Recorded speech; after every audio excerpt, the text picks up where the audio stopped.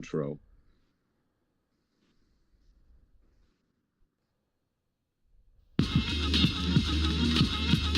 Or the UFC instructor, bro. Just round people up at the behest of ice. So, you see what the Eagles are doing? Talking about how we needed to remain in Jurassic Park. They have rap battles and car shows and now we're working on our next podcast. Right here.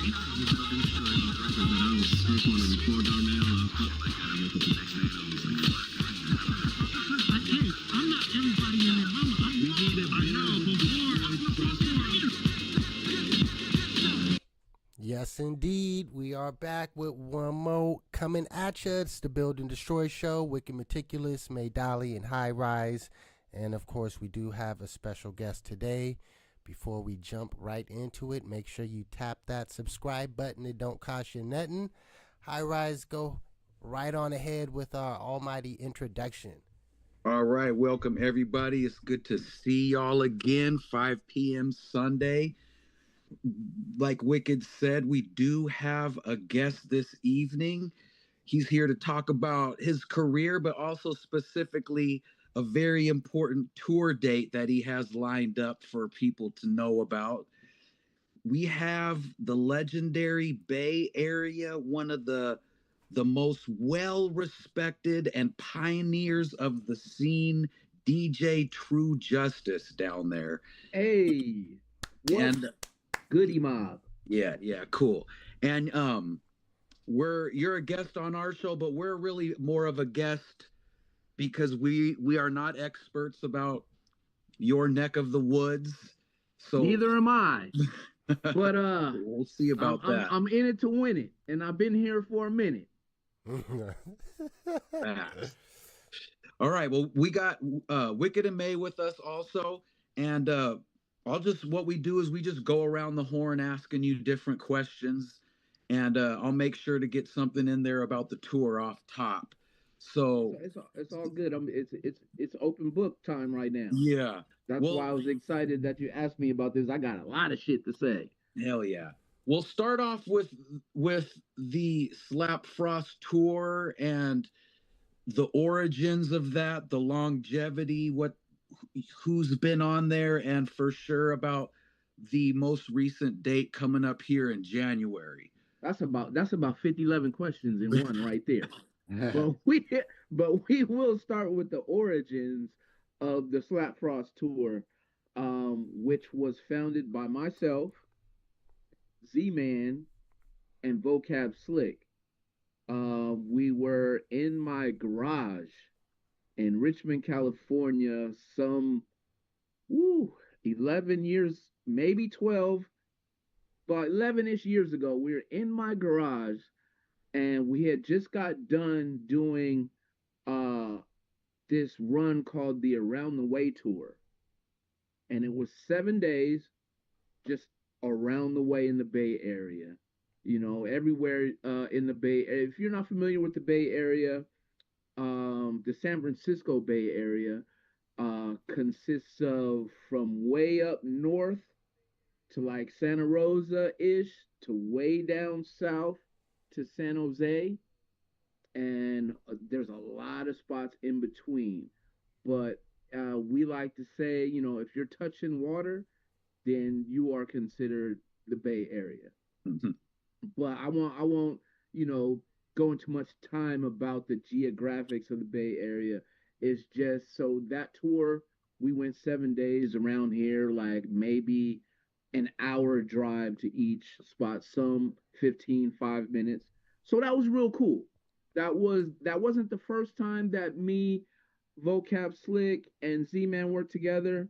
We also were working with this artist by the name of Pure Powers on that run. And so what we did, like we were just kind of kicking it, recapping what we did on the Around the Way tour. And the main thing was, how the hell can we pull our talents and get out of this area? You know, we wanted to, our contemporaries, our folks, our homeboys, had started How the Grouch Told Christmas tour. And, you know, Grouch is the big homie. You know, I've known him forever. And I was actually blessed enough to be on the first How the Grout Stole Christmas tour. I was in a group called the Balians, and we were the support act on that tour. And so the conversation in my garage was, man, how do we get out, man? We gotta do something like dude. Dude is out there smashing. He's going like Pacific Northwest, Southwest, all of these places. And so we wanted to do, as an inspiration. Grouch was an inspiration, but we wanted to create something of our own. So I don't know if you noticed the similarities, but you got How the Grouch Stole Christmas, and then you had Slap Frost. Slap Frost is actually an elf that Right. I see. True. we made up this character and this whole mythos, like I said, inspired by How the Grouch Stole Christmas. So it's a wintertime theme. Oh So wow. we're like, okay, Grouch has this, so this is ours. And we found out very quickly that, you know, going on tour in the Pacific Northwest around Christmas was not the move. So our first year was like, hey, we're gonna go around, Christmas time, blah blah blah. We found out very quickly from the drive to where we this spot in Colorado, and it was like a storm and we almost died. it was we were it the storm was so Cortez, Colorado. We were on our way there. Super storm, like I'm telling you, like cars and buses were on the side of the road, turned over. Totally whiteout conditions, and just white knuckling in all the way. But we made it to the town.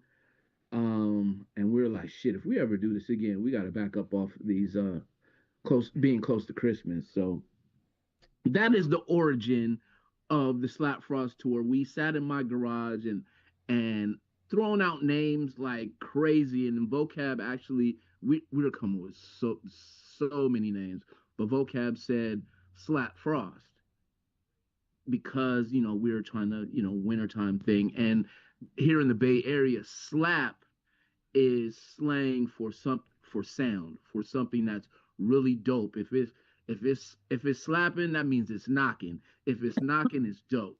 You know what Yeah. I'm saying? So we got slap, and then we got frost, and then we're like, okay, we're on it. That's it. And he was like, nah, that's kind of whack. But me and Z were like, nah, that's dope because slap frost in all actuality is Jack Frost. Everybody knows about Jack Frost. So Slap Frost is Jack Frost's great grandson on some hip hop shit. So we took the fables and the folklores and made it our own. And if you peep on slapfrost.com right now, there's a whole history of Slap Frost. Slap Frost is actually short for Slappington Frostworthy. That's his I like name. that. And yeah, man, it was just something we wanted to do to put our flag in the underground and do something of our own based on one of the homies inspiring us. So that was the origins. But man, it grew to I had no idea what it was gonna grow to. We were just going out there and doing our thing, and what do they say? Throwing that something at the board and wait until it sticks. That's what that was, bro. That's Dope. dope. Of that Slappington Worthington. Yeah, All he's right. wait, hold on. He's somewhere. There he is. There he That's is. him. That Yeah. is Slap Frost. That is the character we made up. And of course, Z Man, being the incredible artist that he is, he drew the character, and he's been drawing different iterations of the character since 2014, and that was December 2014 was our first run, and that was like I want to say through about 6 or 7 states that initial run, and a couple cities like I don't remember exactly because I don't have my paperwork. I should commit it to memory, but our initial run, like I said, was about 7 states, handful of cities, which now we've In 10 years, we've traveled to 110 cities and 45 states. Wow. That's a lot. Congratulations Thank you, thank you, thank you very much. for sure. I don't know if you guys can hear that. I'm at my studio in West Oakland, and there's a rehearsal room right next to me. So if you hear them guitars, that's what it is. I don't have nothing on, but it's next door if y'all hear it. You sound good. Your mics are doing good. Okay, right on, right on, right on. Okay, cool. Well, before I transfer it off, the most recent one is, and with the date, it's got a big day. It's more like a festival. Oh yeah. So So let's what? get that on the airwaves just for sure before we move on. Okay. Yeah. So like I said, we started in 2014. This past November was our 10th and final run. We covered the Pacific Northwest, which is kind of like our stomping grounds, but within 10 years, we also established, shows and a rapport in the Southwest, which we were not able to cover this past November. And like I said, it was the last one. Before it was all said and done, I had this thought in my mind. I was like, man, we at least need to, hit the Southwest, if not for a full run, because basically we've come to the last Slap Frost tour for many reasons, but we always wanted to go out for a decade and establish ourselves, and that was always the goal. So we've done that. We've done other things, but after the tour was over, like kind of like the last day of the tour, while everybody was still in the van, I kind of asked everybody. I was like, look, we have some people in Southern California, we have some people in Arizona, we have people in El Paso that are like, hey, I know you guys are at the end of your run, but what's up with us? And we actually had, shout out to Jay Smooth from Project Blowed, because he actually spearheaded this and asked not once but twice, what's up with Slap Frost coming down to LA? So I asked the guys, I was like, yo, can we commit in the new year for, maybe 10 shows in the Southwest, so we can, make sure everybody's happy, all of our fans, all of our supporters. And the guys were like, they couldn't really commit to 10 shows, but they're like, we could do a weekend. I was like, okay, all right, that's cool. So let me go out and book this little weekend run. And in the midst of that, after the tour was over, we're out in Vegas doing some work, and I had a dream. It came to me like on some Ghostface shit. It came to me like it was clear, like a 20 in Zenith. I was like, okay, let's do this Southwest run, but what's stopping us from doing like a festival type thing? Because we, in a weekend, we can't hit the whole Southwest. We can't go Santa Fe, Albuquerque, El Paso, Phoenix, Flagstaff, Tucson, LA, San Diego. We can't do all of that in this limited amount of time. But why don't we do something all day to where everybody I just mentioned can come to us? And so I kind of, put some stuff out there on social media and landed on Phoenix as our place to do what we are calling the Slap Frost Southwest Fest on Saturday, January 17th. We have 19 acts performing. Damn. From noon to 9 p.m. And it's taking place at Trill.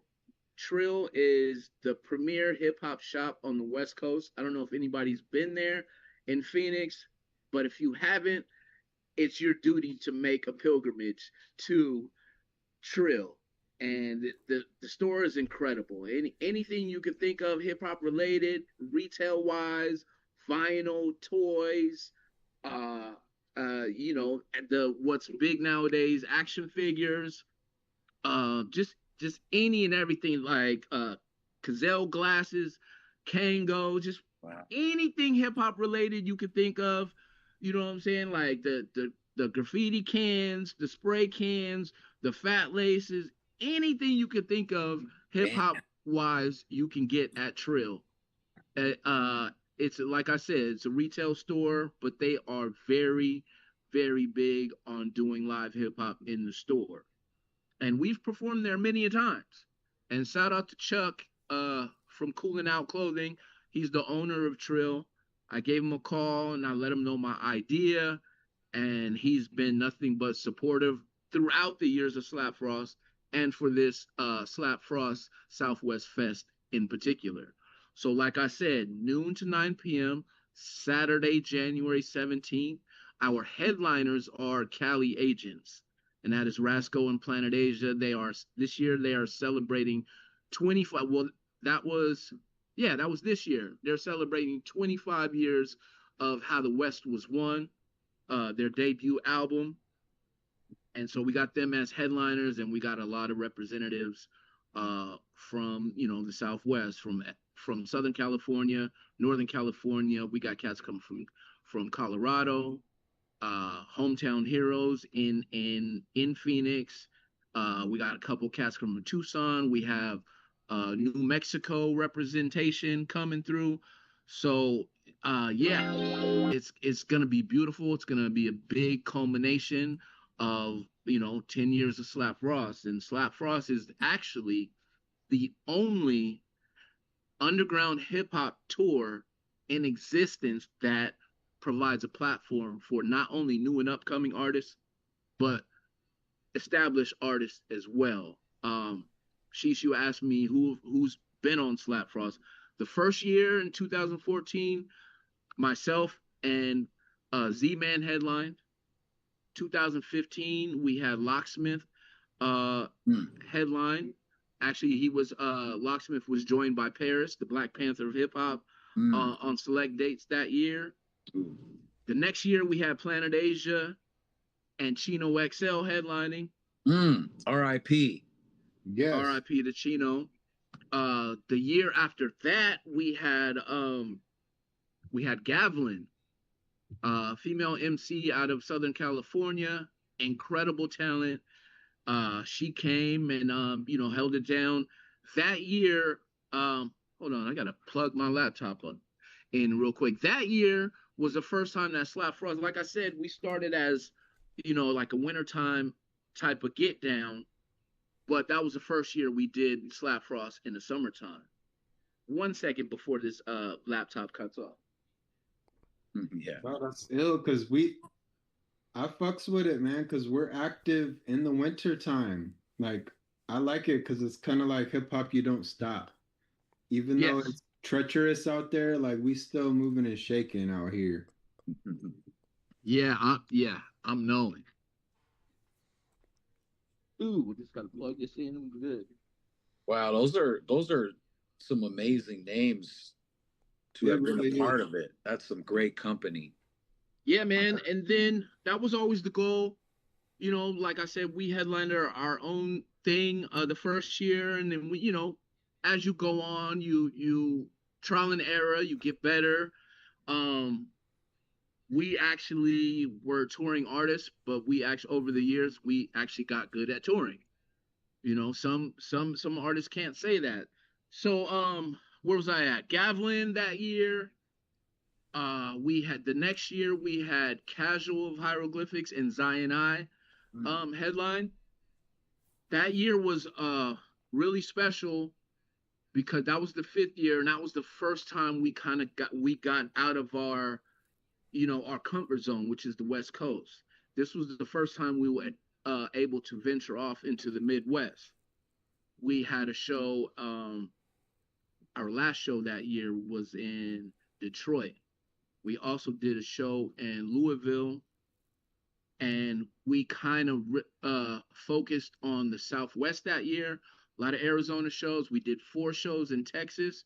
So that year we kind of branched out and kind of like got our feet wet in different markets because, Slap Frost it initially started off as a regional tour. And so we, throughout the years, we transcended into a regional tour. We dipped our toes into the Midwest on the 5th annual. The 6th annual brought us, we built the buzz up, we built the brand up, and we went nationwide. and we went back, and what we did, uh, we went back to our original lineup as headliners. We added two of the homeboys that we've been rocking with forever. So me, Vocab Slick, and Z-Man added Equipto and Michael Marshall. And what we did is we put it together and we called it the Slap Frost Review. So what we did, we went out and headlined our own shows. We had a 75-minute show with three rappers, uh, one singer, and one DJ. And not just any singer. I'm talking about Michael Marshall, the voice of I Got Five on it, uh, the voice of Rumors by Timex Social Club. This man has hits. We call him the soul of the Bay. He has hits in every decade since the 80s. That's our OG. So like I said, that was our first time venturing off nationwide. And as you know what happened in 2020, our tour started in January, and our last show was March 14th because COVID was following us around, and we were on our way back to the West Coast. Like our last leg was the West Coast, and we started a fever pitch because we went across. We did the Midwest, we did the East Coast, we even down south. You know, like the whole country, man. But we had to be called home because of the pandemic. We did, if I am not mistaken, from January 17th to March 14th, we did 75 odd shows. Damn. In about 80 some days. Damn. James Brown style. Man, it was crazy, bro. Like just on some underground hip hop shit. We traveled the country and, you know, navigated underground hip hop in real time. We got to see everybody's scene, you know, within those months. And like I said, we were called home for the pandemic. Our last show was in Jackson Hole, Wyoming. And man, and everything, you know, everything was about to shut down. Everybody knew it. So that last show, man, it was incredible. Incredible vibes. And it was just like, because everybody knew everybody's about to be in the house. Mm-hmm. And so yeah, man, it was incredible. It was a big thing, but like I always like to say, that pandemic shit, it was a big reset button. And the work, it just seems like the buzz that we created just went away, you know, because of the pandemic. And you know, as you guys could attest to, shit ain't been the same since. You know, while we're still doing our thing and recovering, it was the great reset. Shit ain't been the same since. Yeah, that's true. Cool. Well, thank you for dropping all of that history and telling us about the festival. Maybe even though the tour stopping, the festival can continue. Maybe, and it's crazy. Like I'm really doing the festival. Like you would think it would be somewhere here in California in the Bay Area, but it just worked out, you know, as a focal point for everybody to converge, you know, in the Southwest. So you're right. Maybe next year we could do it on our home turf, or maybe we could do it in the Pacific Northwest, you know, because it's with us, it's all about connections. You know, we've connected with you, Sheesh. And it's an honor to be on this show. But you know, it really doesn't matter where we are because we all speak that same language of music. You know, music brings us together, and in particular, hip hop. You know, so it doesn't matter, you know, where we are on the geographic map. You know, we all come together under one cause, and that's, you know, the culture. Cool. 100%. Yeah, man. I wanted to ask you, we had the honor of watching you rock out there in Seattle recently, and I seen you getting down on the ones and twos and scratching. And I just wanted to ask you how, well, not even ask, I just want you to explain how essential that this scratching is to this hip hop stuff. like Well, these cuts and these happily, I blends and like happily. because you were going, yeah, you were going crazy. I'm happy to explain, but at And the yeah, same time, it fed me though. all right, We man, I don't appreciate that. we don't see or hear that as much as we used to. So when you see it, it's Bingo, like a savory dish. bingo. So yeah, I get that a lot, man, and I appreciate you bringing that up. I get that a lot. While I love the accolades and the admiration, it makes me feel some kind of way because I'm always getting approached and people saying, "Man, that's something that we don't see that much." And I'm like, it shouldn't be like that. This is hip hop, you know what I'm saying? We adhere yeah, to, you know, strict, like uh pillars in hip hop, and that yes. and it just seems like as the years have gone by, certain pillars have you don't see that much. When you go to a show, you don't see the graffiti because it's outlawed. You don't see people getting up because it's frowned upon. You don't see the break dancers as much because it's not a big money maker. You don't see the DJs as much because of the technology. And and no disrespect, it's all They come just press down to, play. yeah, it's all come down to press play, and it's about this guy holding the microphone. Yeah, When everything that I mentioned, that it all comes together. You know what I'm saying? Like MCing, DJing, breakdancing, uh, you know what I'm saying? Graffiti, all of that, knowledge, all of that. It it it needs to stay that way. You know what I mean? As and no disrespect to everybody that's doing, new cats or whatever, but this is something that is a part of hip hop, and me as a DJ, I strictly adhere to. Don't get me wrong, I got controllers, I got little things I could do, but I won't be bringing that on stage to a hip hop show. yeah. You know, I do weddings, I do little clubs, I do bars, I do all of that stuff, and sometimes you just need the little beep, beep, beep, beep, beep, beep, beep, Yeah. you know. But when we're at a show and we're on the microphone, we're passing the mic, we're rapping over beats.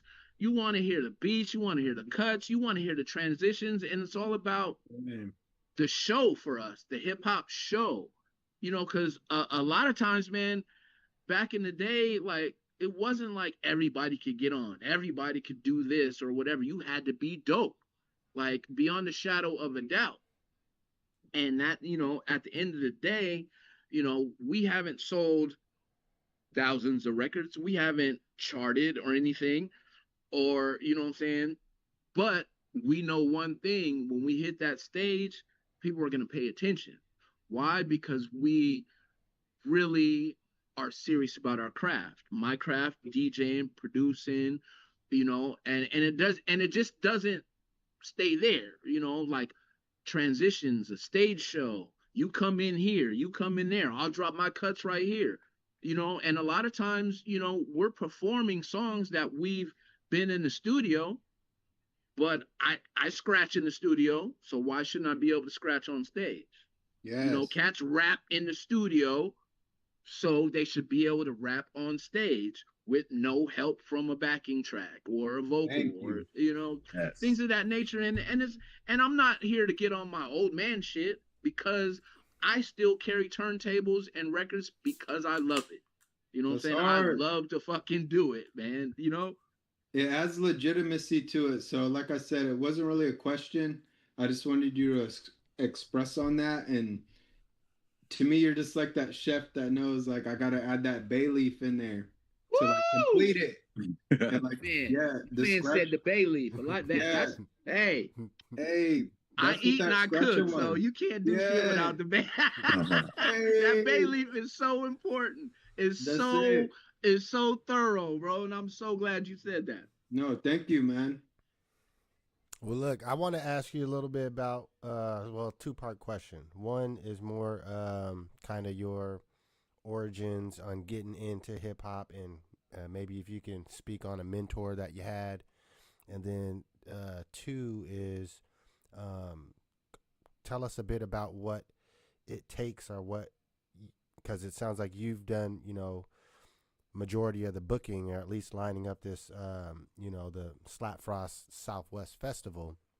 What is it like to be, you know, responsible for arranging a series of shows, and what does it mean? What does success look like to you for that? That's great. That's great. That's a you guys come with the parters, Mhm. breaking down into parts. I love it. Well, it's all in procession. So when I got into hip hop a little different because I was a dancer back in the day, and I'm talking about, like, the high top fades, the silk and rayon shirts, the patent leather shoes.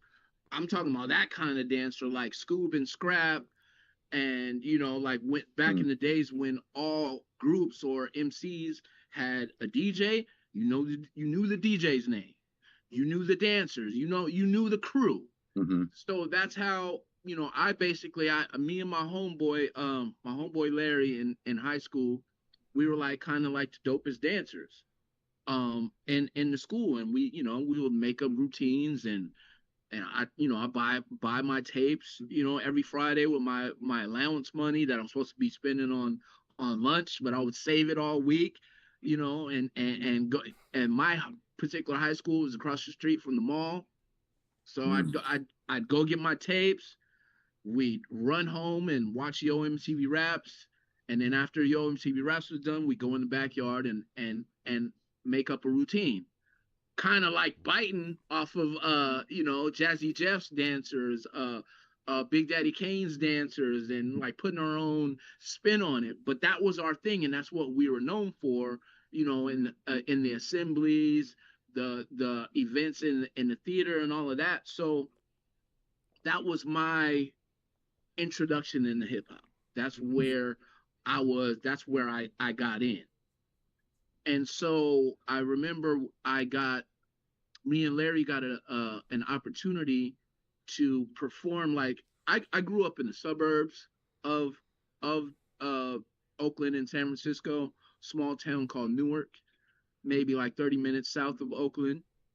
But and I might be a little older than y'all, but back in the 70s, the Bay Area, Oakland in particular, was like rough, very rough. And so all the parents and the grandparents, my grandmother in particular, moved us from Oakland to the burbs.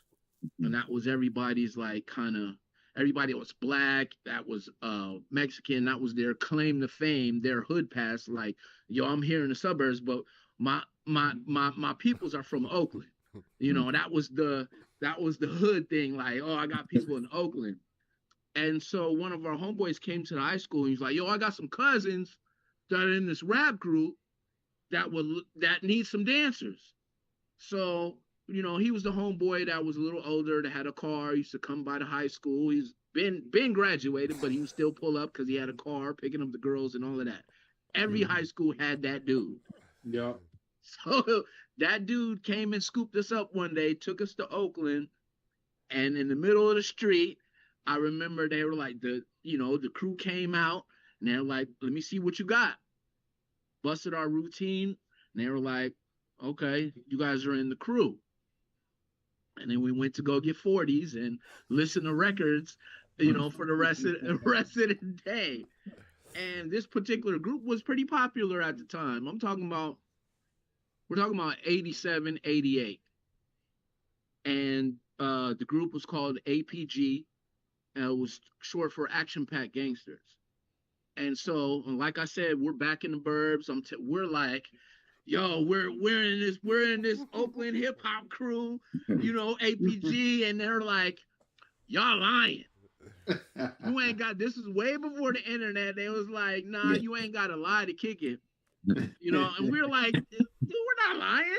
The homie took us, and there was just like, it was a no go for all of our peers. So we were on top, but nobody at our school believed us that we were in this group. This group was on the radio at the time. you know? And so and I'm getting there as far as the bookings and stuff because this was like my first experience of actually talking to my principal and talking him into letting my group come and perform at an assembly on at my high school in the theater. I That was basically my first booking, which I didn't know at the time, but I was like, I'm gonna show you guys that we're not lying. We're in this group. I swear. And so this was like, that light bulb moment, that watershed moment, or what have you. So the group APG came to my high school. We performed in the theater. Whole campus was there. I'm talking at the time. I'm talking about 1,500 students, Mm. and we performed. We did our thing. You know, the rappers is rapping, the dancers is dancing. But when it came time for the solo from the DJ, shout out to DJ J Cut.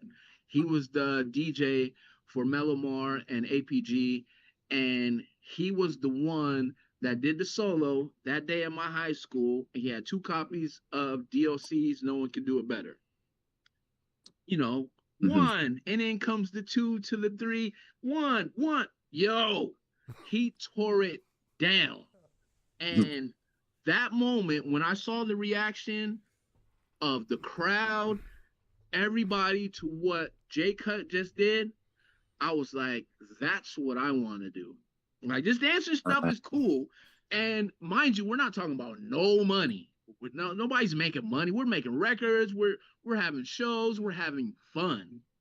You know what I'm saying? That's what, and I'm pretty sure everybody on this interview can agree to that what we're doing now, it started out then as fun. And I've always said, as long as it's fun, you know, I'm down. It, of course, it went to be a career and money played into it and things of that nature, but it wasn't about none of that. It was just about the love.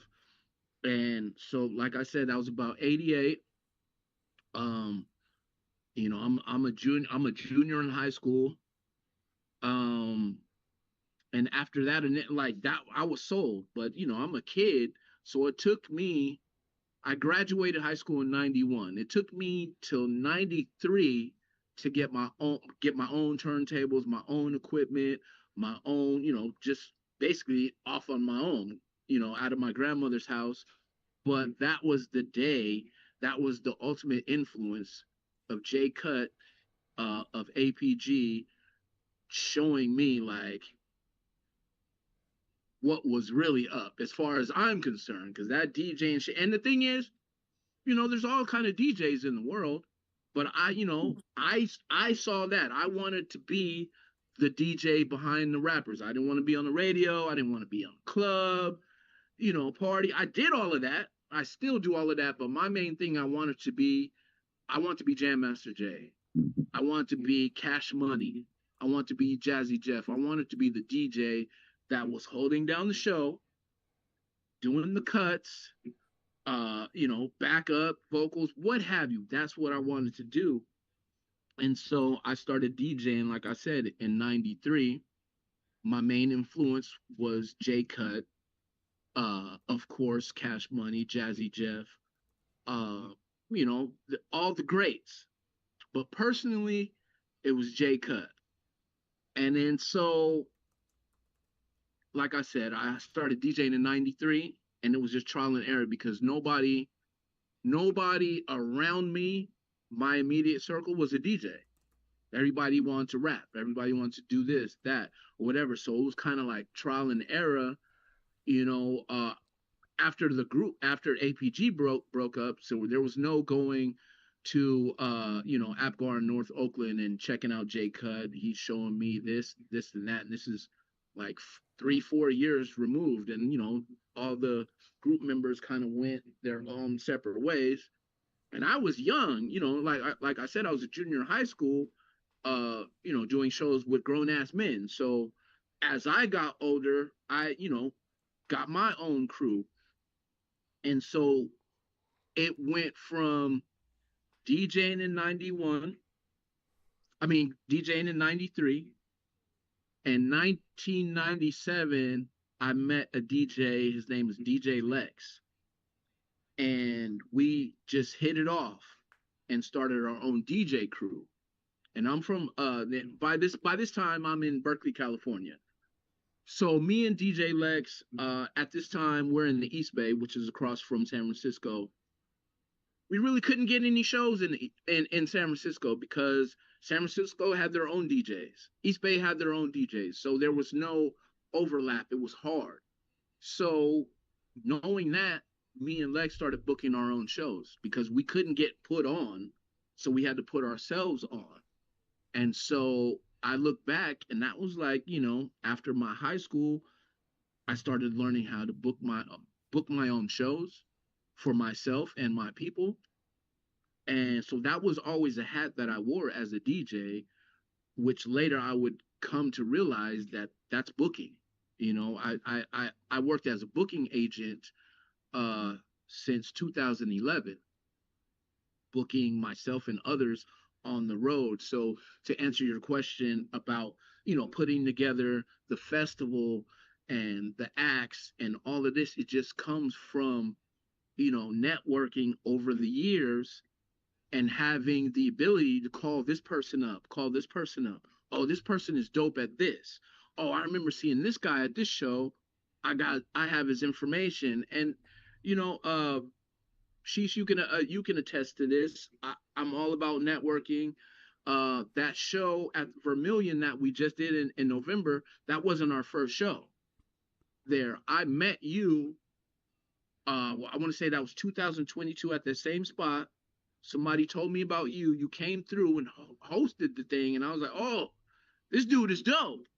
So that's just something that I'm known to do. Like, I can't do everything, but for damn sure, I know everyone that could do everything.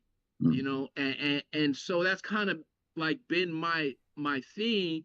Thing is, I recognize talent and I place it as such, and that's really why the Slap Frost tour has been such an underground success. And when I say underground success, on the underground, we don't equate success with money.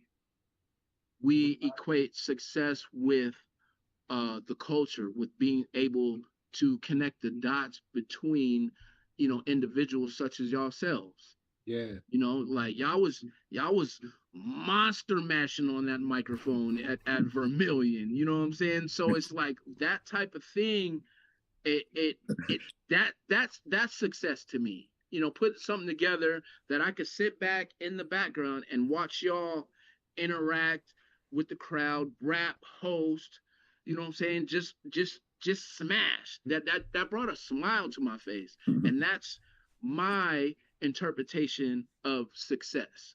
When you can bring people from all walks of life together for one common cause. And thank y'all for coming and rocking the Vermilion with me.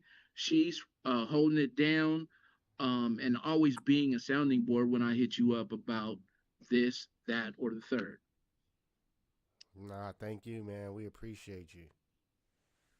Yeah, that was our pleasure.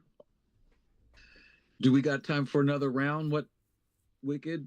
How are we doing? Well, we're at about 45 minutes, so I mean, we want. Oh yeah, your boy can talk.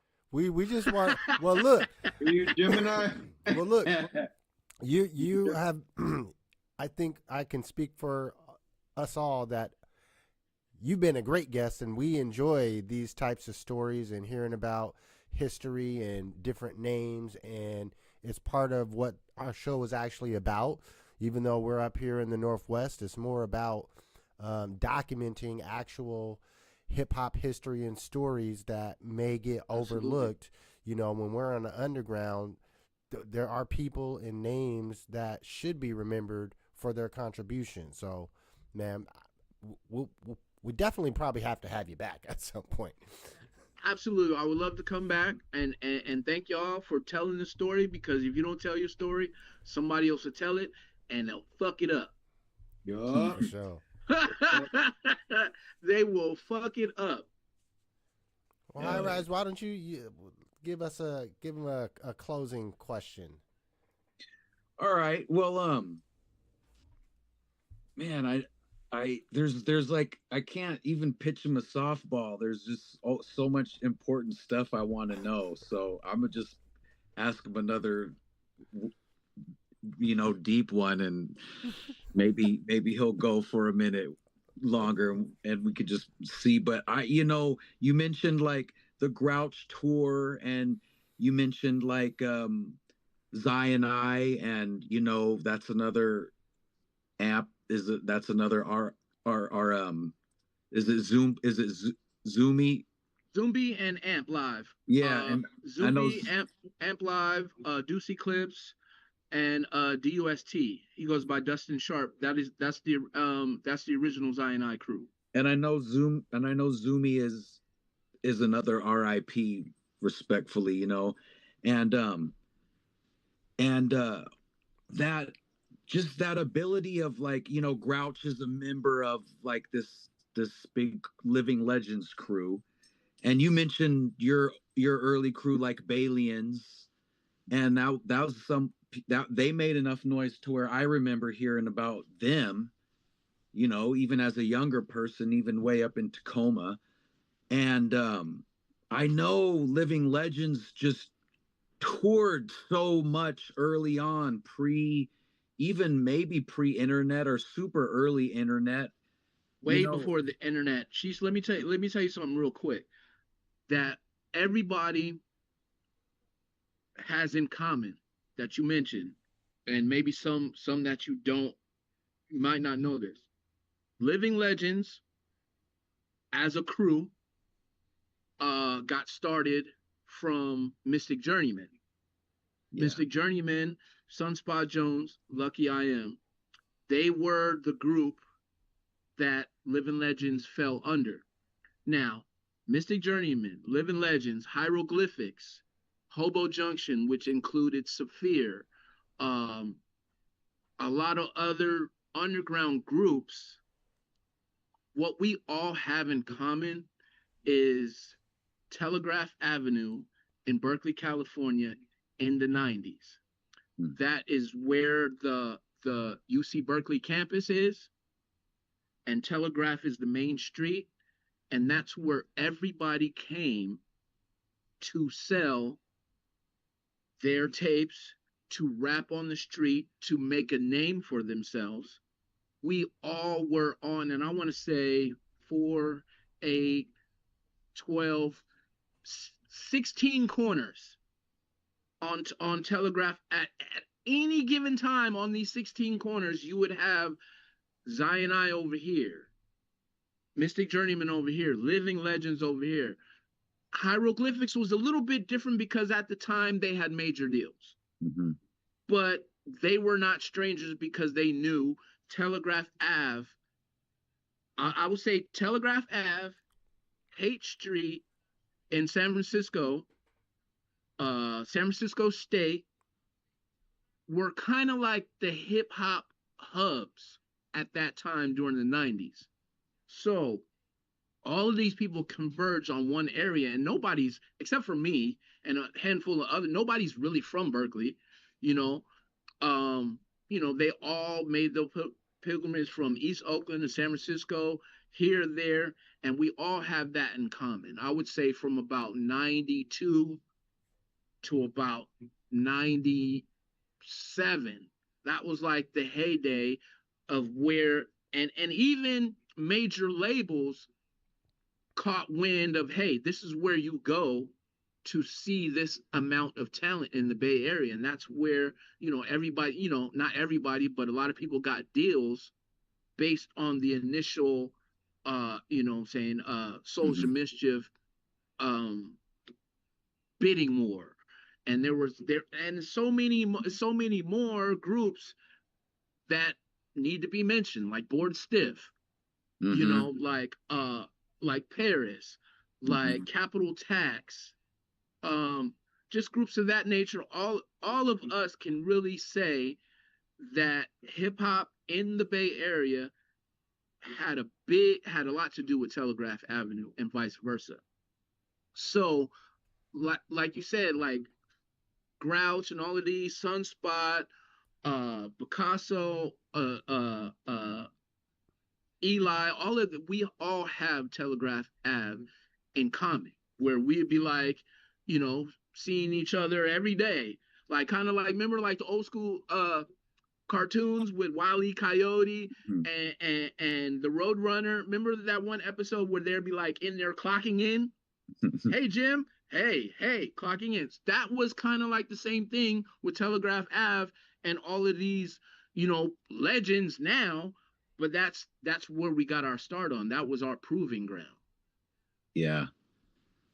That's dope. That's a beautiful kind of moment of and time and space that that people in Washington now know about. And I remember hearing my bro E-Tree talk about Telegraph, and that's a good little spot. We can end it there. Respect your time. And real quick, you mentioned the Balians. When I got with the Balians in 2007, I was about 10, 12 years older than all of them. So it was kind of like a young crew with a kind of like a DJ that had OG status at the time. And we're talking about about 17, 18 years ago. So I kind of treaded the waters of OG and new kid at the same time. So that's where the Balians come in. Like they broke in 2007, had major radio play in 2008. And to tie all of this in, the Balians were on the After Hours tour with Living Legends. 4 months later, we were on the first How the Grouch Stole Christmas tour. 4 months after that, we were on the Zion I Takeover tour. So these are pivotal moments in underground history. Like to me, the Takeover was Zion I's best album. That could be a whole nother show, debate or whatever. But yeah, man, I appreciate you mentioning that. I know we been talking for a minute, but yeah, a lot of us underground heads, we have Telegraph Avenue in common, and a lot of other venues and different landmarks and historical things that we could hark back to. But everybody could say Telegraph was the spot. Hell yeah. Well, thank you. I'm gonna send you the clip of this show and afterwards, and get you back on for another date. And just remind you, we'd love to come do something in July down there, but just we gotta get it on the calendar because of our punk ass bosses. Yeah, man, I'm already knowing. Okay, I'm already knowing. So I got y'all. I'll hit you up with a date and a link here in the next couple of days, and we'll be in touch, man. And much love and respect. Hell yeah, man, absolutely, man. We can't wait. And just know, on some Joker shit, old school Jack Nicholson, I feel like you guys should be sitting back right now, talking about your trip to the Bay Area, like, wait till they get a load of us. Hell yeah. Hell yeah. I'll be that'll be in my mind. Absolutely. Yeah, I got a lot of homies to introduce y'all to, and some experiences, man. So we'll definitely keep this going. And you know what? Let's reconvene on this show after you guys come out this way. We'll have a lot more to talk about. Oh, for sure. Yeah. For sure. All right. Thank you, man. All right. Hey, we going. And next time I'll clean up my camera. That's cool. Salute. Thank you, man. All right, y'all. Well, peace. We going into our normal little music intermission. We're gonna get this popping off. 10 minutes. We be right back at you. Build and Destroy show. We got to know your education program to find out what is going to be in the finale. A lot of people work. Yomo Kenyatta is called not a method revolutionary, but an ex-revolutionary. So it's top of top. They brought on successful revolution. That thing in the miles was a bitch. Fancy freedom fighters, all that kind of action. What we saying is the end. But you don't judge Castro now. You can't do it. Nobody in this room can judge whether Castro's gonna be a revolutionary or not. You know what I mean? We're talking about things, you know what I mean, with China, the People's Republic, and even the states in now, talking about even going on further into a communistic state. That's what we talking about. Those Earth on fire when they trying to start a riot. But a revolution and praying to the highest ain't the same as stacking up bullets and glass bottles and learning how to make cocktails, mixologists. We all stars, no astrologists, white dwarfs imploding, trying to suck us all up in. Hold your breath, save up oxygen. Whole world underwater, octopus, spark like flint rocks with pocket lint. Rage against the machine with a hotter flame. Stock trade on New York Stock Exchange. Prison labor strike, it's not a game. The common names we got deny those. And keep walking in line with a blindfold in a rat race. Grind till your mind's gone. You do you and we gon' You better watch your circle. The ones next to you try to hurt you. Think you dinner try to serve you. Patience is a virtue. You better watch your circle. The ones next to you try to hurt you.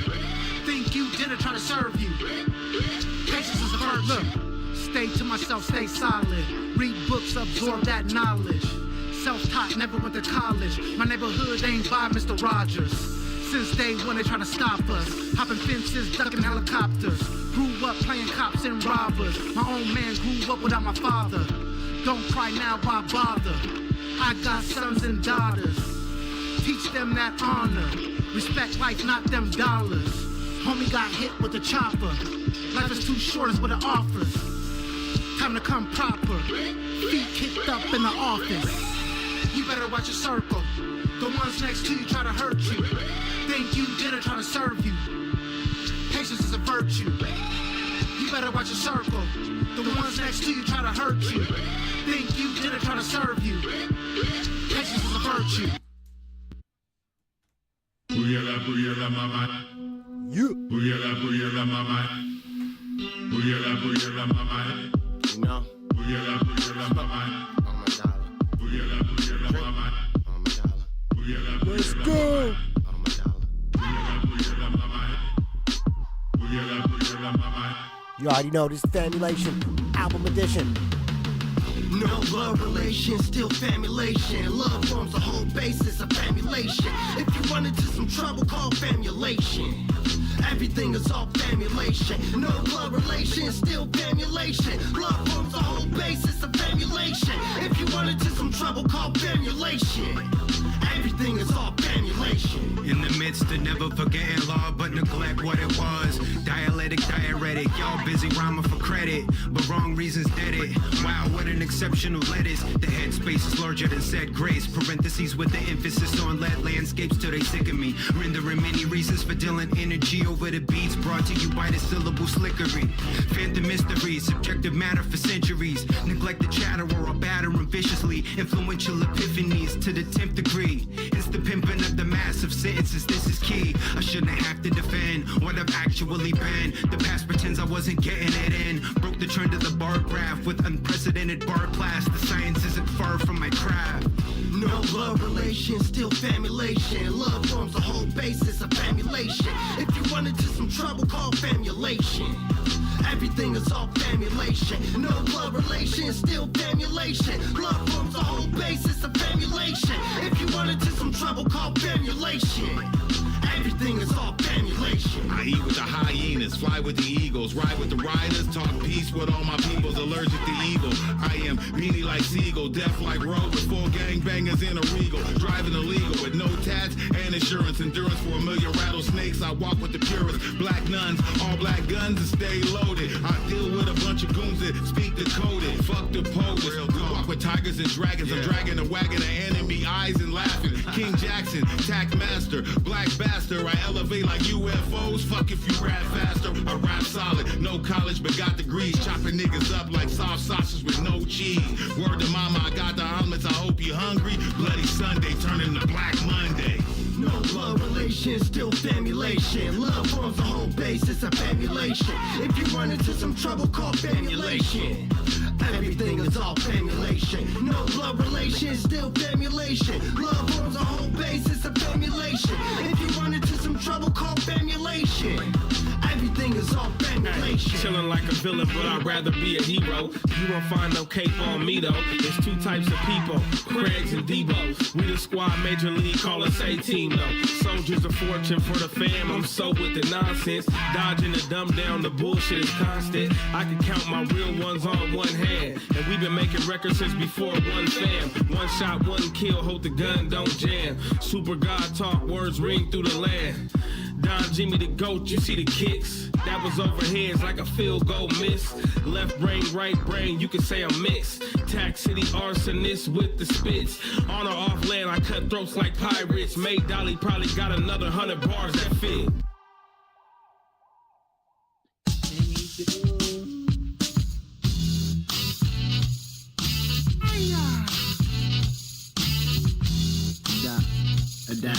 Adaptable. My crew, we gets down to business, and after the mission is finished, we kicks it. My crew, we get down to business, and after the mission is finished, we kicks it. We kicks it. We kicks it. My crew, we gets down to business, and after the mission is finished, we kicks it. In every cell, the atoms revolve around the nucleus, like the planets revolve around the sun. On me, you can come and get some. Oh, my knee, pod me, hum. My tongue is a gun. I'm about to let off one, let off some, let off on someone. My actual facts produce factual acts. My spats fracture your backs, wax have no counterattacks. Oh me, oh my, this guy ionize on my modus operandi. 365 times infinite. On your dean, or use a god on the job. Shake a 10 like you God, sham God. Any mushmouth MC get hit with a plus degree. Purpose plus desire equals 33.3 times infinity. Infinite creativity. You spit it acidic, you a reptilian lizard. Every line I rhyme is alkaline. God cipher divine, or when I go for mines. Rhymes by the oodles, aiming at your noodles. Third eye never blurry, saw the hypocrisy of the reverend hella early. Had me feeling 7:30, behold my skull flow cold just like it snowed. And I revolve around the table of blunt plasters, waking up the blue dreams. My fools be faking moves like green screens. My brother made a restaurant, her face turned red cause he lost his lease. Quoting scriptures from ancient Greece, I just roll 10 swishers and look at the pictures. Because the weed is much thicker.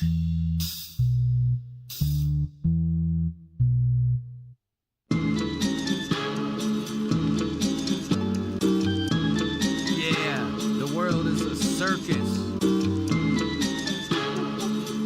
Bunch of clowns running around in clown cars.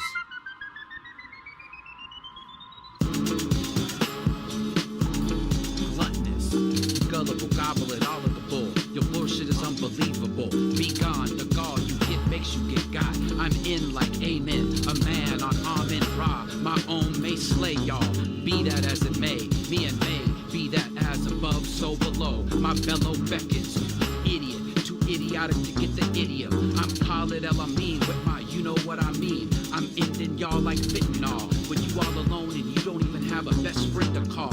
I get so excited, I almost suicided. Atoms divided, molecules collided. Behold what is within, no break, all bend. Build and destroy Kalana pin, so cold with the pen. Bad, prosperous, pronounced preposterous. I've been there and did that, went there and went back. Brought the buried treasure home in my backpack. On, and it's like that.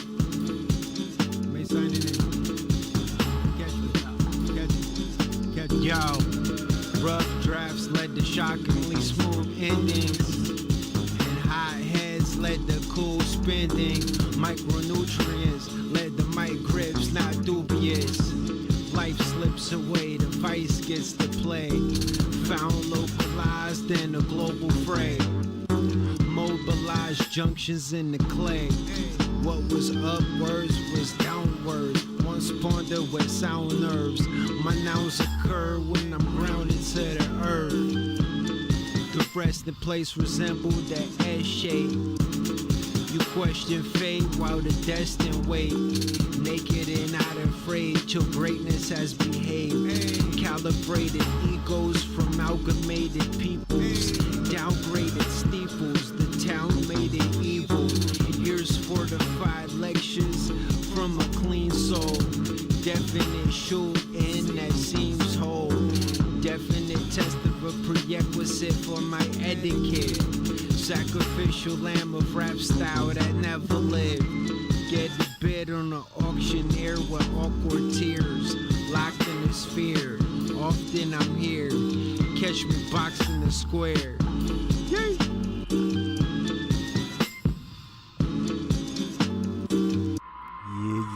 Yeah. We back at it.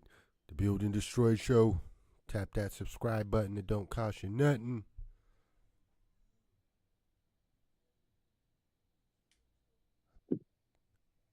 You're muted, sir.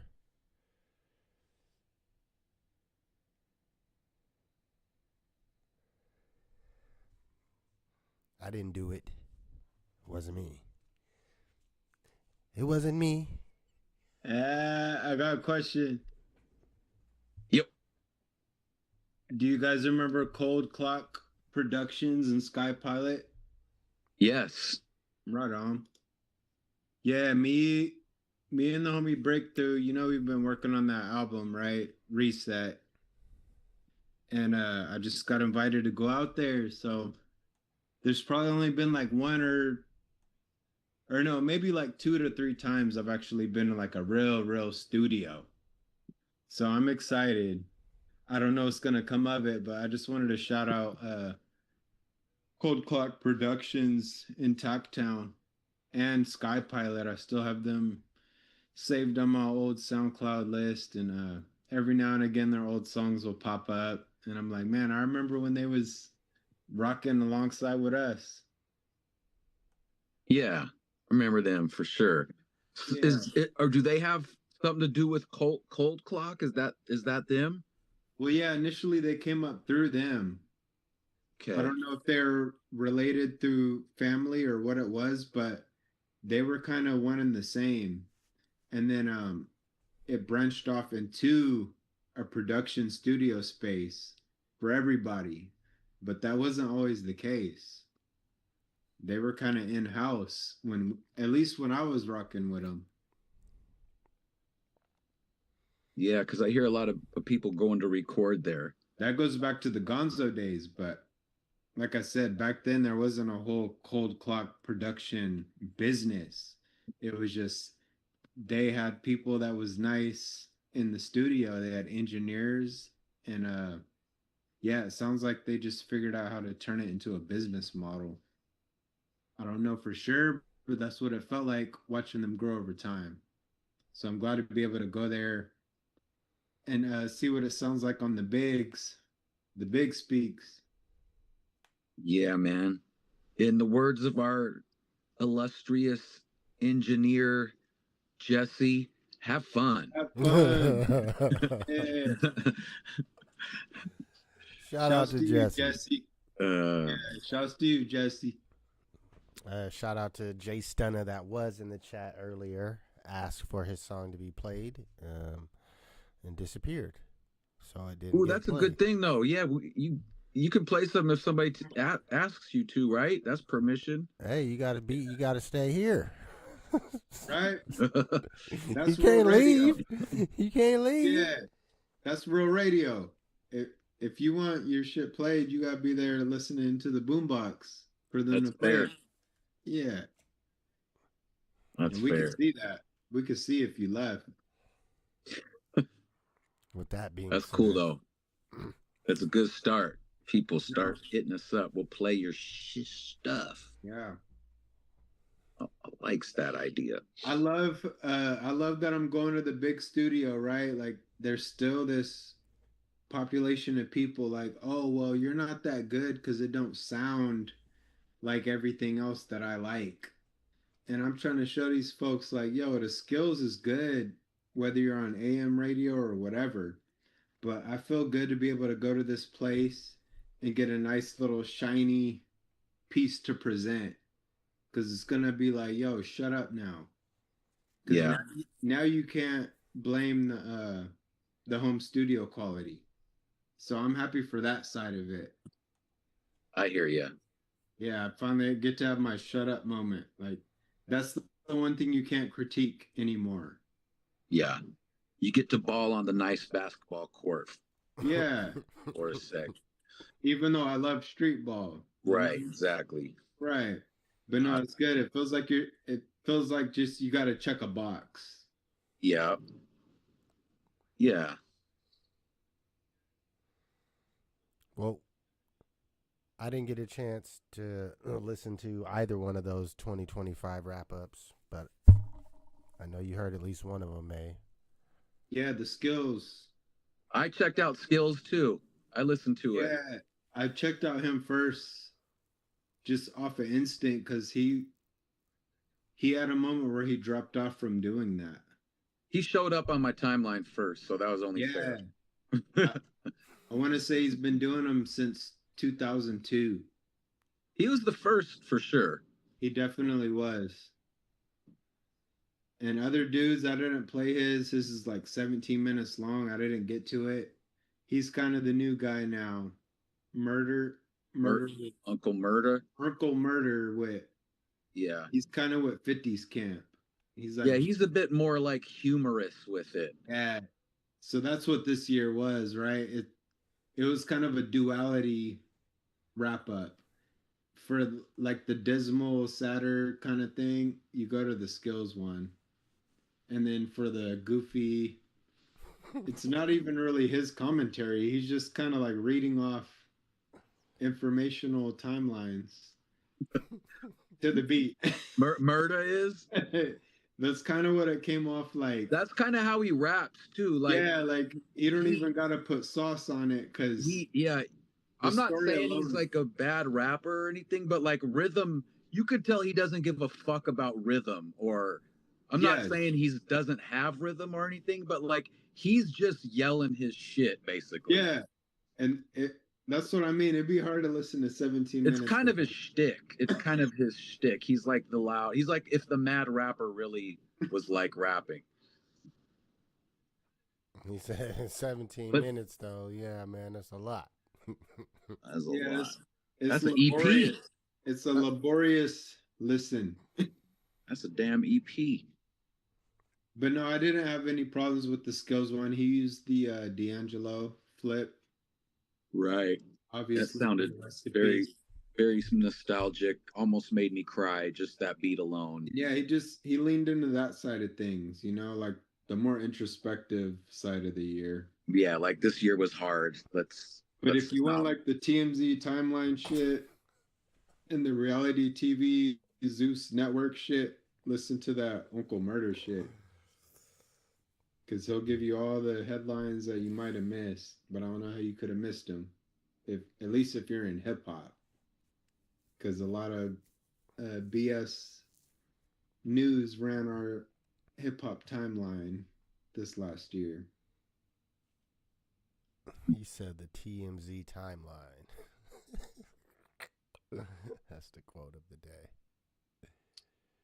There's like Rico's going on. There's hip hop is just kind of in the mud right now as far as like mainstream hip hop and what the mainstream consumer views and sees. All they see is a lot of scandals right now with hip hop as a genre. In the underground, we're fine. We've always been fine, but mainstream's kind of going through it. Yeah. I noticed though that even like that De La Soul has that clothing deal with Levi's. Did you see that? No. They've got like a whole line of clothing through Levi's. And that album's almost like mainstream.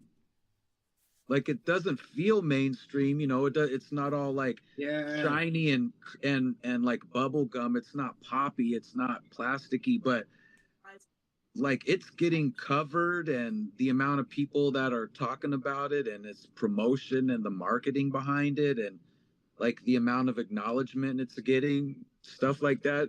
I feel like it's the biggest album, even for like a radio commercial type artist, like even, you know, that's out. I feel it. That one was so strong it made me cry when I was listening to it.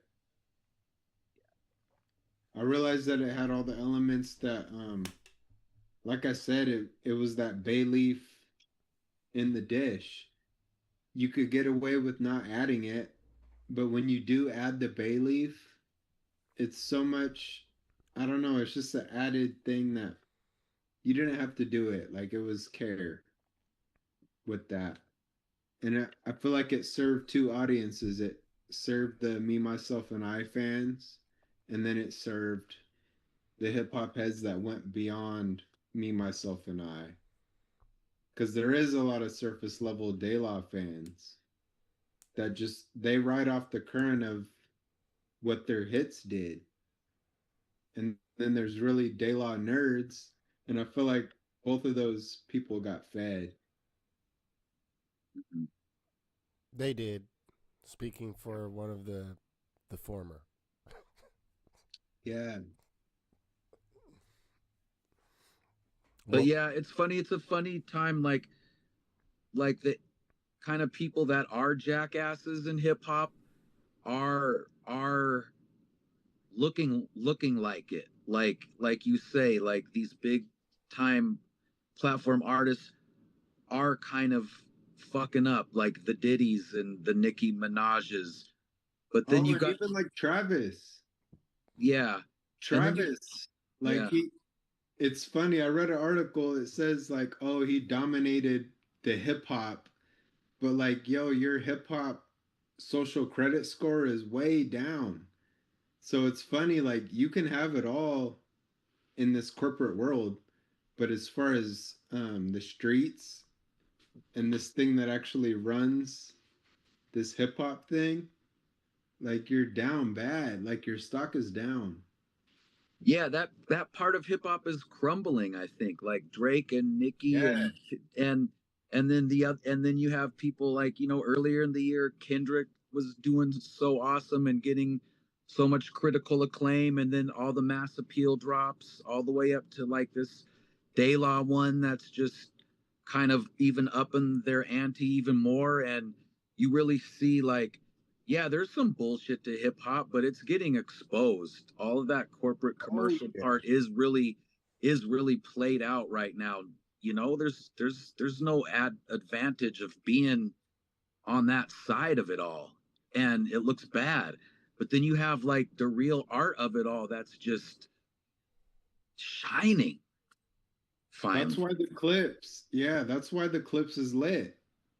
Mm-hmm. Because the climate that we're in and what the climate demands, they fulfill everything that the climate demands. So if we're about this realism thing and we're exposing the fakes and the phonies, like who better to have than like somebody like Clips, like they're OGs and they're still in the runnings for Grammys. Like they're all they're part of quality control of hip hop. Like Mm-hmm. Pusha T has been that kind of guy. Like he's quality control. Yeah, they kind of exist in the commercial world still, Yeah, even they even though they're very respected MCs. So they are good examples of one of the few remaining groups that still can be very commercially and shiny and get away with it. There used to be a whole cauldron of that style, but I agree. it's really not wanted anymore. It's good. What do you think will happen at the Grammys? Because obviously it's between Kenny and Clips. Do you see them both running away with something? Because ultimately that's what I want. I want them both to win something. I know there's multiple categories. I don't want Yeah, to I don't see. know, but I think that's good though. I think each one respects the other, and whoever wins, that's a good day for hip hop. They're both good albums, and somebody's got to win, somebody's got to lose. It's a win no matter what. Yeah, it's not like Vanilla Ice or Kendrick Lamar or like Yeah. Kendrick Lamar or Macklemore. It's not so one or Clips Kendrick, cool. Hip hop wins either way. Yeah, no, I feel that.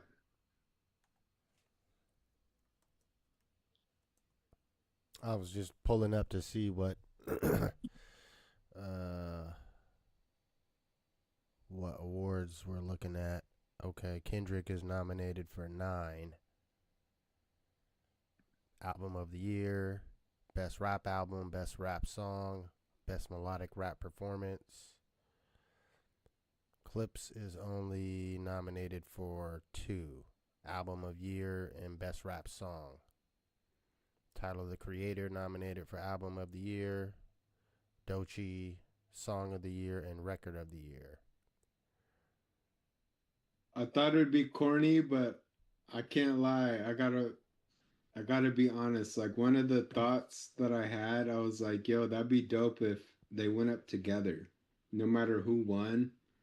And then like right away I was like, yo, that might look corny. But that did pop up in my head. As far as like you said, like it's a win no matter what. It'd be cool to see like some weird kind of unification thing. Well, Where Kendrick like, is on their album. yeah, That's what I part of mean. the Like, storyline too. yeah, if everybody came up there like as a group on some sister act type shit, I was like, that might could go. But then it felt corny for a little bit. But it wouldn't, I don't know. If it was sincere, I feel like it wouldn't be corny. I But could definitely see a lot. There's definitely going to be lots of love to spread around, and I feel like whoever wins will be like giving it up to all the other nominees for sure. yeah, at the least, At right? the least, it'll look like that will happen, and that'll be cool. I don't want us to stop this whole collaborative effort energy that we have going. Well, side excursion. But you guys heard about the Maduro capture? Yeah. Oh yeah. Yeah. Well, You like that? no, I don't have any comments on it. I don't know very much, but I know Bitcoin I likes it. understand like getting the mission done, but once I start reading about other shit getting messed up in the process, I'm always gonna be tight because to me it sounds like it's never as precision as it sounds. Like you didn't just displace the enemy.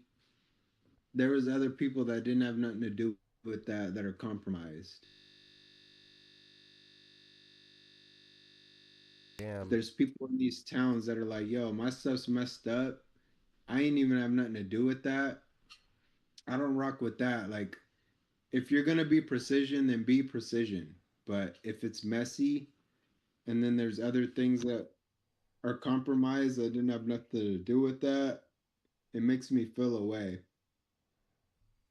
Yeah, ain't no such thing as precision in Yeah. in attacks. That part. There's always going to be collateral damage and innocent people that get killed, and even if they don't die, lives interrupted and put into chaos. But I was just, I know, yeah, Bitcoin responded positively. Oh yeah, I bet. Hmm. And the silvers and the golds and Those been running though. no, you're right. It's Silver just and gold, yeah. Silver got up to it's a 77. continued momentum. People are betting on this dollar to fall. I think it's more just preparation. Like people are realizing that dollars are paper. They can print, make more, even not just paper, electronically. They can just put it in your account. And Have you seen the signs yet? We're not accepting change. not yet. We're not accepting pennies. Like we have those in Olympia now. We're not accepting pennies. We're not accepting change. No, I know the store owner I talked to about it. Um, he said it cost him a lot of money to get pennies. So he's not necessarily upset that they're moving away from him because, like, it's just to restock his, cash More than it's worth. register. Yeah, just for him to restock his cash register for a full month, he has to get like an X amount of penny rolls. And for, let's say 100 penny rolls, that's $50 in pennies. But you might, be paying an extra $10 because you're getting so many damn penny rolls. It's not like people don't go to the bank and ask for pennies. Right. So if you're getting that much, they're charging you a fee. So he's like, yeah, man, I'm not mad that they eliminating pennies because I have to pay for them already. Have you ever thrown away a penny? Yeah. Yeah, me too. I got told it was bad luck, but I definitely be sweeping up pennies and throwing them in the garbage. I can't. Or say cleaning that out the car. Yeah, I'd be cleaning out the car, and I can't lie. I keep all the silvers, and then I throw away the pennies. And I always heard that was like a bad luck kind of thing. Like, well, sooner or later, somebody will throw away the last penny. Right? I'd be finding pennies on the ground though. So maybe, it's definitely worth throwing a few in the drawer just for artistic purposes. I'll keep the old year ones. Like I got like a 1919 penny, like a really old penny. But yeah, I've always treated them kind of disposable. Yeah. Yeah, I can't agree with or I don't understand that position. I see a penny that's going in my pocket. I know, that's what I'm saying. Like I've walked over a few. Right. It felt weird. I've thrown pennies in the garbage. And I'm like, well, if I'm doing this to money, what is my relationship to money? Well, time is money. Time is money. Like time is money and convenience is money too. So, you might not want to pick that penny up and take it and put it away. And that, that's an effort that you might have to apply. Whereas if you just chuck it, you're losing a cent, but you're also disposing along with that penny, that effort that you might have to do of organizing. You're paying to be lazy, basically, because time is money. So it's a weighing of what you want to do. Do I want to pick up this penny and then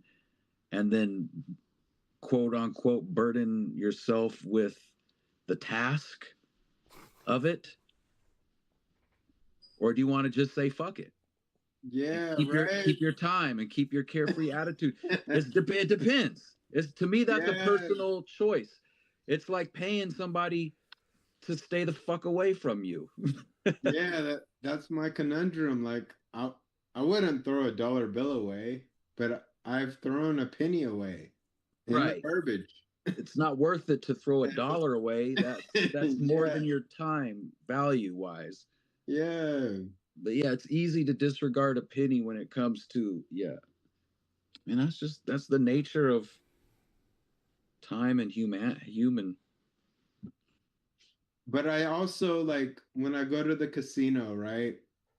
I don't go a lot, but when I do go, if I'm down to like 26 cents, I'll just leave that in there and then I'll walk away. To me, that's the same exact thing. Like, I leave those pennies in the machine. They could cash it out, try to play it, blah, blah, blah. But I leave a lot of pennies, I've noticed. That's kind of a fun way to think about it. Yeah. You almost give someone a free 26 cents to hit it big on the next. Yeah, leave it in the machine. You never know. I've always done it. It'll be like, so what, like cents. You're playing like a 5-cent machine or like a quarter machine? Yeah, No, I'll play a higher bet machine, but I know in the casino you could take that ticket Yeah. and you could probably go do like a little 5 cent bet, 10 cent bet. Right. You could probably make it climb over like 5 hours. But like you said about the time thing, right? Like I'm just gonna do like $2 bet, 80 cent bet, and then once it's under $1, I'll just leave it. Are these the machines you're doing? Yeah, the slot. Uh-huh. But I know like people are gonna be there collecting the pennies because you can come up off a penny bet. Well, I guess and that no matter what, at the end of the day, I guess that the casino's retaking that. I guess it's just a donation at that point. Right. I'm keeping all pennies. I'm burning my ticket down to 0. I don't give a fuck. I'm not leaving no pennies on the table for no one else. I came here. If I'm gonna spend this money, I'm gonna spend it. Mm-hmm. If I only got 26 cents left, then I'm a max bet at 26 cents and cross my fingers. I'm gonna go play 26 1-cent slot machine. 26. Yeah. I'll stretch this out for 3 hours. Yeah, you won 100 free spins and you're gonna win like 58 cents over the next like 40 minutes. True. Nah. And you basically get free entertainment. If you hit the 100 free spins, you better hit something. Come on. You get free drinks off of 5 cents. Nah, they don't give you no damn free drinks unless you're in the big baller club.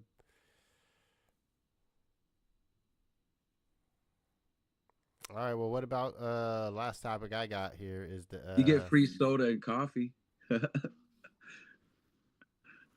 Oh yeah, they do have that coffee out there. They there. do. Yeah. Keep you up. Yeah, I want you to stay. Well, what was the last thing?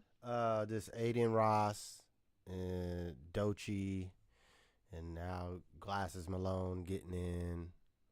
Whack 100. Yeah, Doechii's not an industry plant. I know a lot of people don't realize that, but she's had a lot of mixtapes. She's done a lot of music before you guys listen to the Alligator Bites Never Heal mixtape. So, but these are the people these are the other Grammy nominees? Doechii is. Well, yeah, I think Doechii already won one last year. Yeah, but I'm not sure. Adin Ross is just a streamer. I mean, yeah. Here's a good tie back. I'm pretty sure he's the same dude that the Puka Nakua situation. Yeah. He's the streamer. Yeah. So of course, if he's on that getting Puka Nakua, the white supremacy lane, that has something to do with it. His take, but my personal thought is just, who gives a fuck what these people have to say? Like, who cares? This motherfucker ain't hip hop. And why do people in hip hop still try to fucking suck the teat of these new people coming, the streamers and shit? Like, so like Glasses Malone was on this. You're saying was on this dude's podcast? No. Glasses Malone he got his own podcast, and he's like, "Yo, this motherfucker needs to shut his mouth. Stop calling this artist out her name. This is just a random white dude. He's a hater." But Adin Ross is doing that to Doechii. Yeah, on his streams, he had 6ix9ine come on his stream to where they're talking shit, calling her a black bitch and shit, all types of shit. And then they actually made a song with them saying that in it and released the song. Wow. So Glasses Malone is standing on like, yo, like, just stop talking about her. Good. Like that's it. Like, shouts out to him.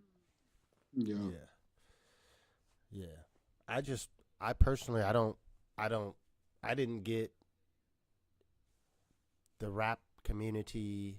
I mean, I get it. People are looking for clout, You know, they go on these streamers places like you're gonna build fans. But if them young motherfuckers ain't checking for you already, going on fucking Kaisenat stream ain't about to make these niggas check for you.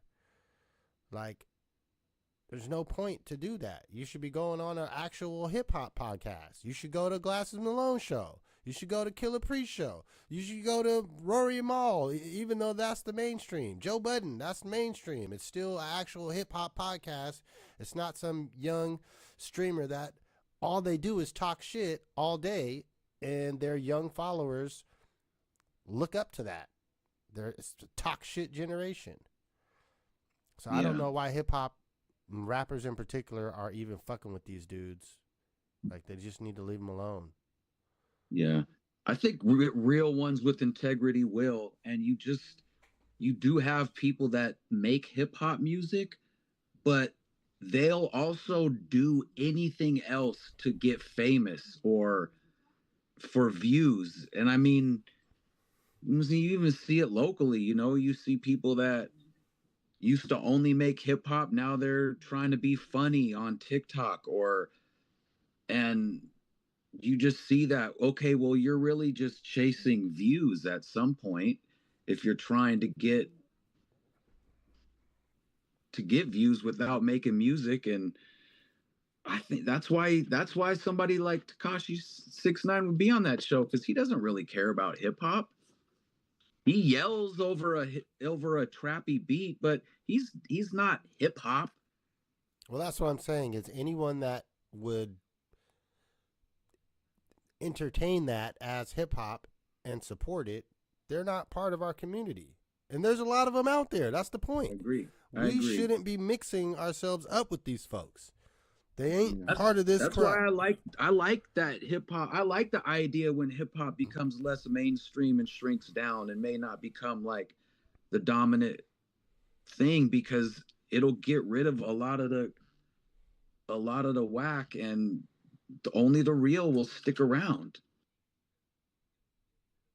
Well, I think some of it is also not just like the rapper. I mean, Whack 100 has a lot to do with this, because he's supportive of Adin Ross. In fact, he calls him on the stream talking about, who is Glasses Loke and so. They're threatening me. They're threatening me. Like, come on. You're telling on people. When you're being the bully on the playground, and then you're telling on someone, a bigger kid comes by like, yo, stop bullying people. And then you go and tell and say they're bullying you. Like, come on. What type of shit is this? How did who did Whack 100 manage, or how did he get in? What was he? He's had a few. He managed the game. He managed, I think he managed 6ix9ine, Blueface. I think the game is probably the only actual reputable rapper that he's managed. Everyone else is more the new age funny stuff. Yeah, got it. Whack 100, yeah. But he's got the major pull in the whole gang membership community. He be on the Adam 22 No Jumper podcast all the time. Like, that's another one. Like, that was why would you go on that podcast? Like, I don't care how many likes you think you need. Do a different podcast. Just don't go. Do your own podcast from your own living room. It's better than doing that. Like, it's totally not worth it. So, well, we agree with you. If you really need somewhere to go, hit up Shees Reisberg on Facebook, and we can put you on the schedule. Stop going to these fucking streamers that are only there to make you look stupid. Like, that's the part that I don't understand, is that people ain't picked that up. Like, it's a setup. Like, why would you go? Because I swear they don't care about bad press or bad views. It's just about upping some numbers and getting some views, maybe trying to go viral, getting a clip. I just really think that's what they care about. And like integrity is so low on their list. Yeah. I mean, I guess that's pretty much all it could be. Yeah. Hopefully things change. Well, I mean, like you said, maybe it's better. It's for the best that let these folks dig their own holes. That's going to open up more lanes and more space for, more creators that have some sort of integrity and real belief and connection to the culture, and not just trying to get views and clicks. Mm-hmm. So yeah, hopefully it turns around. Yeah, or like you say, just have a clear split. There's good, healthy, home cooked meals, and there's some, you know what I'm saying? Then there's fast food. There's a clear distinction between the two, and consumers can have a choice. But nobody is like, yeah, I'm eating fine cuisine. It's called a jumbo jack. And could contain cloned meat. I heard that technically the shit can contain human meat at this point. Ooh. But we're going to end the YouTube stream on that, folks. Make sure you hit the subscribe button. It don't cost you nothing. Share, tell your homies, drop through. We had, like I said, Jay Stunner in the chat requesting that we play a joint. You have to stay and stick around if you want us to play your joint. So we will. Stick around at halftime. Get your music played. All right. Well, we'll be at you next Sunday. Like every Sunday, we be popping off around 5 p.m. Pacific time. We out of here.